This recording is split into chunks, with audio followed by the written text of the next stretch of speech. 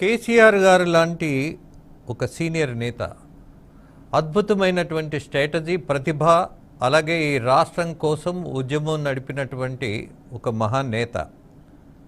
కొన్ని విషయాలలో ఎక్కడో ఒక గ్యాప్ వస్తుంది. ఫోన్ ట్యాపింగ్ ప్రభుత్వానికి ఏం సంబంధం అన్నారు.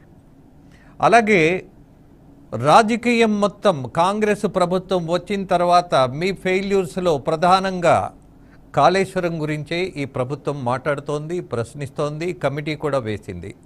దాంతోపాటు కరెంటు కొనుగోళ్ళు ప్రభుత్వ అనుమతి లేకుండా అధికారులే నిర్ణయాలు తీసుకుంటారా? ఫోన్ ట్యాపింగ్లు కూడా వాళ్ళే నిర్ణయాలు తీసుకొని ఎవరిది పడితే వాళ్ళది చేయడం, అలాగే హార్డ్ డిస్కుల్ని నాశనం చేయడం. ఇవాళ దోషులుగా ఎవరున్నారు? అధికారులే ఉన్నారు. ఆ అధికారులకు మీకు చాలా సత్సంబంధాలు మీ పాలనలో ఉన్నప్పుడు ఉన్నాయని రికార్డ్స్ ఉన్నాయి. మరి ఎలా దీన్ని ఎలా సమర్థించుకోవాలి బాలరాజు గారు?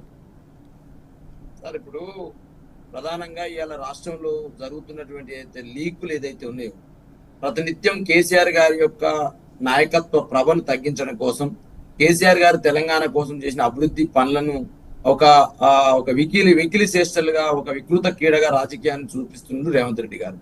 అందులో భాగంగానే మొదటగా మేడిగడ్డ అనే అంశాన్ని లేవదీసినారు.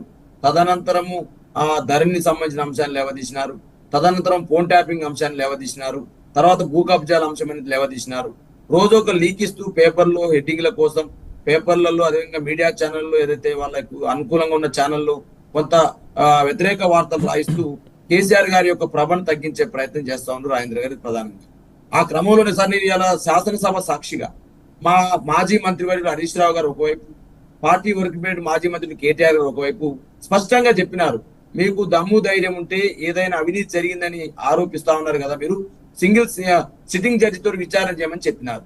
ఇంతవరకు దాని మీద అతిగతి లేదు. ఇవాళకి 135 రోజులు కాంగ్రెస్ గవర్నమెంట్ వచ్చి దాని మీద అతిగతి లేదు.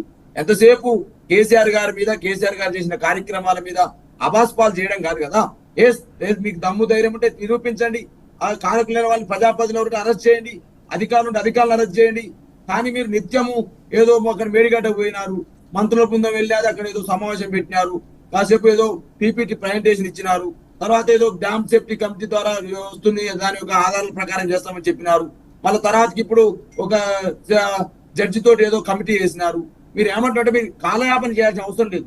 చర్చి విచారణ చేయండి, బాధ్యుల వారిని శిక్షించని చెప్పేసి మీరు స్పష్టంగా కోరుతా ఉన్నాం. మా హరీష్ రావు గారు కూడా అదే కోరినారు, మా పార్టీ మొత్తం కూడా అదే కోరుతా ఉంది. మొదటి పాయింట్ రాజేంద్ర సార్. రెండో అంశం నేను ఏమంటున్నంటే, ఈ అంశాలన్నీ కూడా వీరిచ్చిన హామీలను పక్కదో పట్టించడం కోసం ముందు తీసుకొస్తున్నటువంటి చర్యలు సార్ ఇవన్నీ కూడా. ఇలా ఎందుకంటే సార్, వీళ్ళు చాలా అంశాలని ఇలా ఎలక్షన్ సమయంలో ప్రజానికానికి ఇచ్చినారు సార్. అందులో ప్రధానంగా సార్ మీరు చెప్పాల్సింది ఏంటంటే, మిగతా అంశాలు ఎప్పుడైనా చేసుకోవచ్చు సార్. రైతాంగం సంబంధించి డిసెంబర్ లో ఒక కారు పంట అమ్ముకున్నారు సార్. మళ్ళీ ఇప్పుడు ఒక కారు పంట అమ్ముకుంటా ఉన్నారు సార్. వేసవి కాలం సంబంధించి 2 కార్లకు సంబంధించి కాంగ్రెస్ పార్టీ కింటాకి 500 రూపాయల బోనస్ బాకీ పడ్డ సార్ రైతాంగానికి.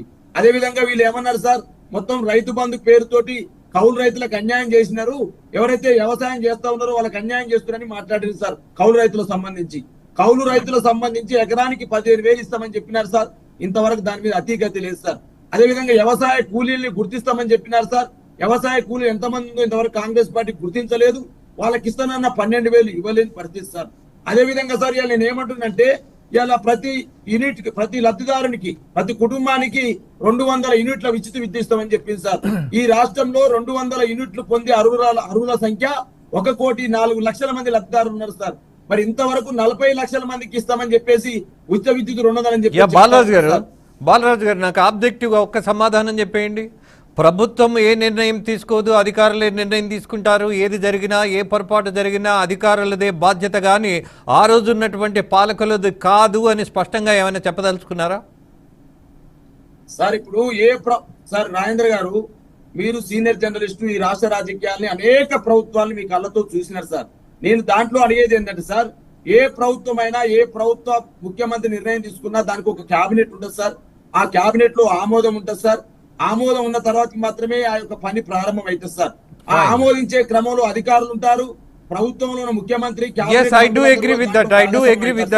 బాలరాజు గారు, బట్ ఫోన్ ట్యాపింగ్ కి సంబంధించి జరిగితే జరిగి ఉండొచ్చు, ప్రభుత్వానికి సంబంధం లేదు అని అనడం అనేది సమంజసమా?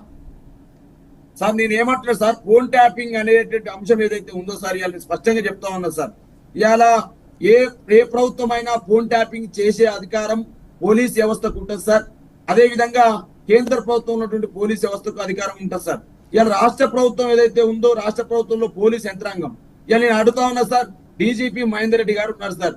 ఆ రోజు ఆయన డీజీపీగా పనిచేశారు సార్ కేసీఆర్ గారి ప్రభుత్వంలో.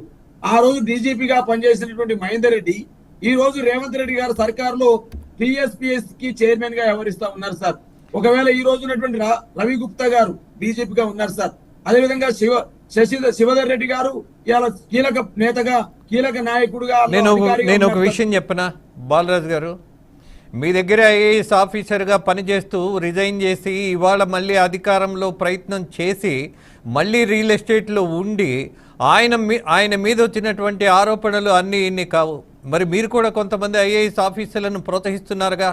బట్ ఏ రాజకీయ పార్టీ అయినా అధికారం రావటం కోసం ఏదైనా చేస్తుంది అన్నది ఇవాళ జగమెరిగిన సత్యం. There is no doubt about that. Debate కూడా అక్కర్లా అందులో. బట్ మేమంటున్నది ఒకటే, జనం అడుగుతున్నది ఒకటే, for the people why I'm questioning. ఇవాళ బాధ్యత తీసుకోవలసింది ఎవరు? ఒకవేళ ఫోన్ ట్యాపింగ్ చేయాలి అని అంటే పోలీస్ డిపార్ట్మెంట్ కూడా అనుమతి కావాలి. ఎవరిది తీసుకుంటున్నాము అన్నది బాధ్యతగా తెలియజేసి అప్రూవల్ తీసుకున్న తర్వాత మాత్రమే చేయాలి. కానీ వేరే దేశాల నుంచి కూడా ఇవాళ మనం టెక్నాలజీని ఇక్కడికి తెప్పించుకొని ఎక్విప్మెంట్ పెట్టుకొని కొంతమంది నాయకులను టార్గెట్ చేయడం అనేది ఎంతవరకు సమంజసం, ఎందుకు ఇలా జరుగుతున్నది అన్నది ప్రశ్నకు ఇవాళ సమాధానమే దొరకట్లా. బట్ రాబోయే రోజుల్లో ఏం